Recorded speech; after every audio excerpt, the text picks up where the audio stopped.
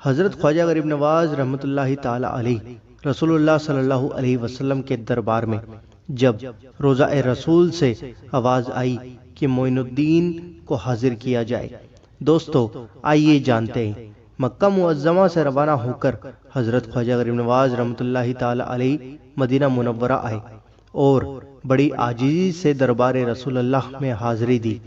روزانہ مسجد نبوی میں 5 وقت کی نماز پڑھتے اور زیادہ تر وقت روضہ اقدس کے قریب حاضر رہ کر درود و سلام پیش کرتے رہتے۔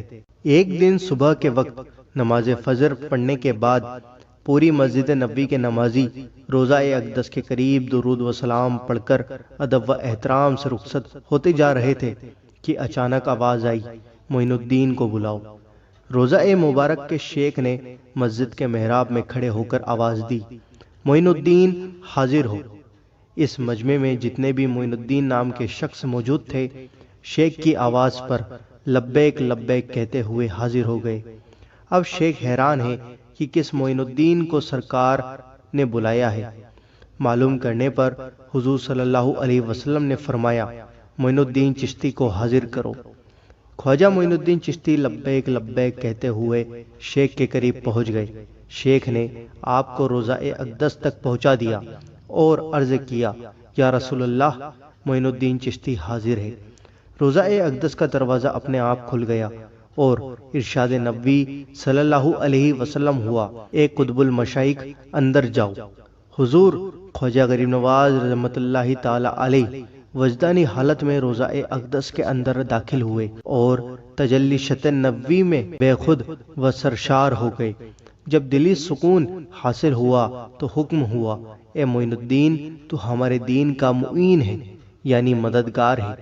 ہم نے ہند کی خلافت تجھے عطا کی، ہندوستان جا اور اجمیر میں قیام کر، وہیں سے تبلیغ اسلام کرنا۔ خواجہ غریب نواز رحمۃ اللہ تعالی علیہ بڑے ادب و احترام سے روضہ اقدس سے باہر نکلے۔ آپ پر ایک خاص کیفیت طاری تھی۔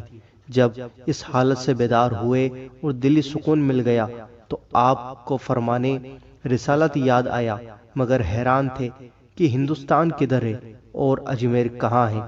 اسی فکر میں تھے کہ شام ہو گئی اور سورج ڈوب گیا۔ عشاء کی نماز کے بعد آنکھ لگی اور آپ سو گئے۔ خواب کی حالت میں ہندوستان کا نقشہ اور اجمیر کا منظر آپ کے سامنے تھا۔ جب نیند سے آنکھ کھلی تو سجدہ شکر ادا کیا اور روضہ اقدس پر حاضر ہو کر تحفہ درود و سلام پیش کر کے ہندوستان کی جانب روانہ ہوئے۔